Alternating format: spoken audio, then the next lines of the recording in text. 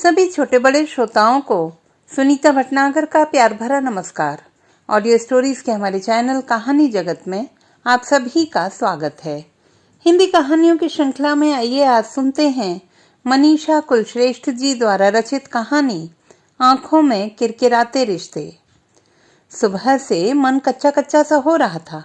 राखी का दिन, बचपन याद आ रहा था। चूल्हे पर धीरे धीरे पकती खीर में पड़ी केसर की खुशबू, हाथों में मेहंदी के फूल, राखी के रेशमी चमकीले रंगीन धागे। सुबह से नहा धोकर नए कपड़े पहनकर दोनों भाई बहन घर में दौड़ लगाते रहते थे। एक रौनक सी हो जाती थी घर में। ए, मत खा मिठाई, मैंने सुबह से कुछ नहीं खाया तुझे राखी बांधने के लिए। मैं अकेली क्यों भूखी रहूं? जा जा, मैं तो खाऊंगा। तुझे राखी बांधनी है तो तू रह भूखी।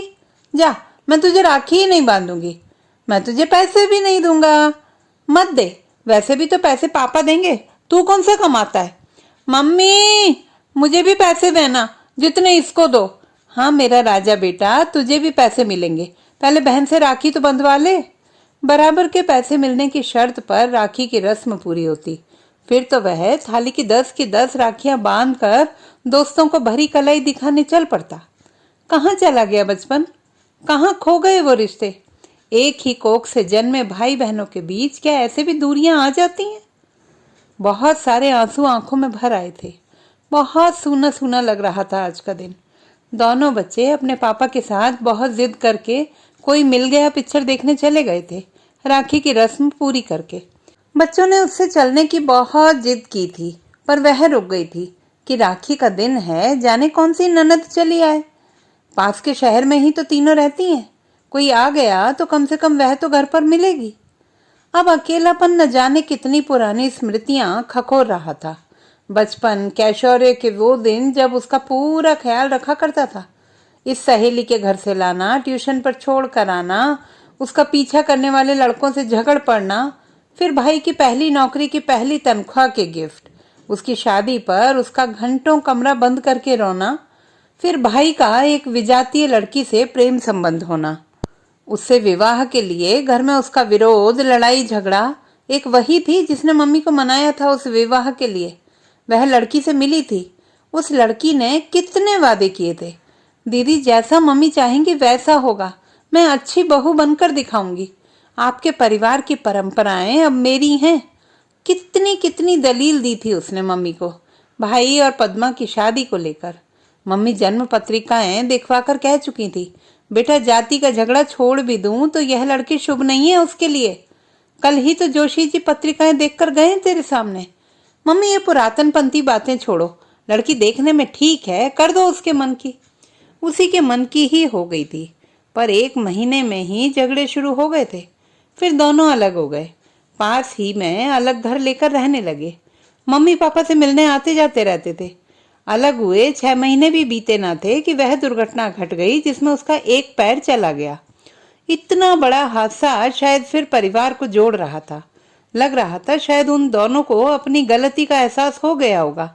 सुबह के भूले घर को लौट आएंगे।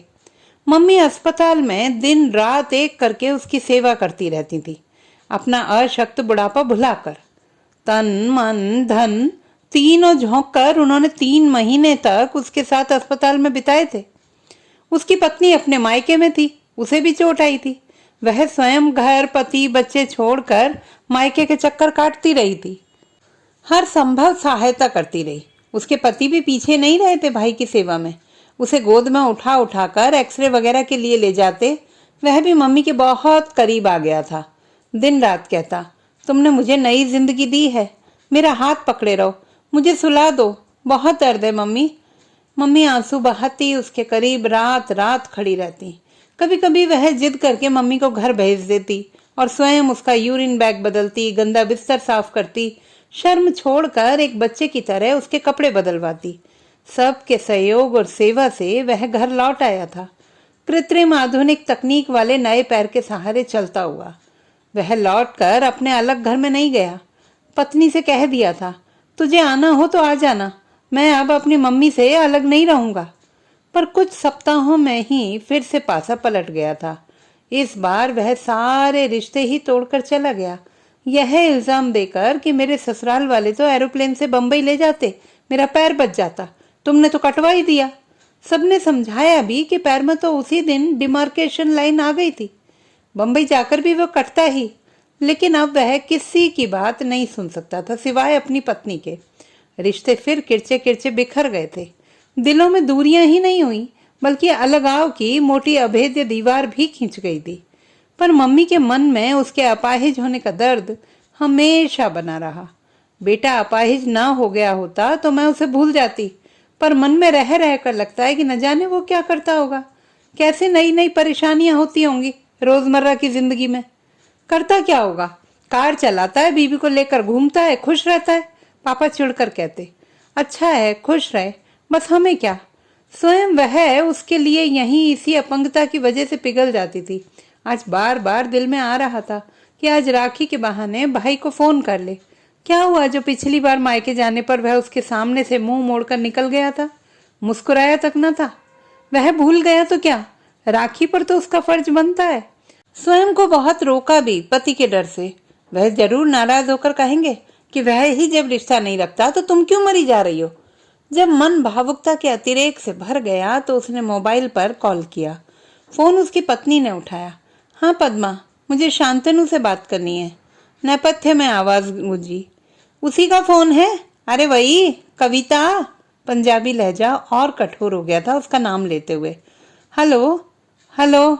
उसकी लरसती आवाज की नमी भी भाई की रूखी आवाज को कोमल नहीं कर सकी थी।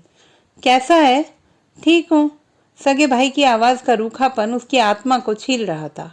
बस तेरी खैरियत जानने के लिए ही आगे बोल पाने की गुंजाइश ही नहीं थी। फोन कट चुका था। फोन लिए वह संज्ञा शून्य बैठी रही। फूट फूट के रोना चाहती थी कि बाहर बच्चों का शोर सुनाई दिया। कोई मिल गया गुनगुनाते हुए दोनों बच्चे घर में घुसे थे। वह छिपा गई पति से फोन वाली बात।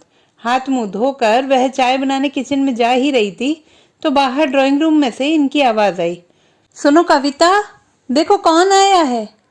अरे नीलू, कैसे हो? ठीक है जिज्जी।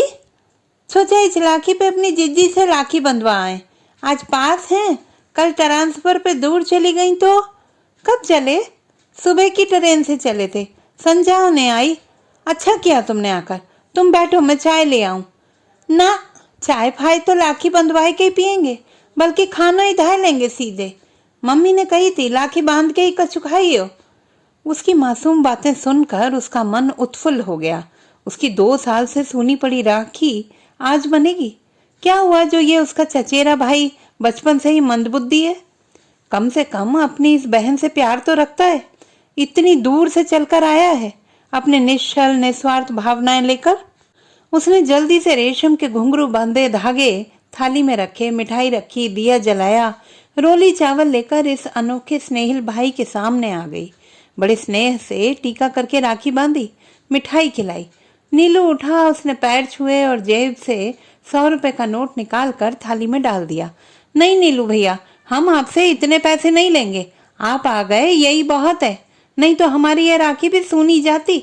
आवाज में उस फोन वाली घटना की पीड़ा उभर आई थी। चिंता क्यों करती हो जीजी, हम भी अब कमाते हैं, एक फैक्ट्री में काम करते हैं, तुम्हें लेने पड़ेंगे, वरना नाराज हो जाएंगे हम। हाँ। उसके आंसू अब कैसे रुकते, वह फूट फूट कर रो पड़ी। नीलू भैया, पतिदेव, दोनों बच्चे हतप्रभ से खड़े थे। तो दोस्तों, ये थी हमारी आज की कहानी। आपको कैसी लगी कमेंट बॉक्स में लिखना ना भूलें। चैनल को सब्सक्राइब करें, लाइक करें और मित्रों के साथ शेयर करें।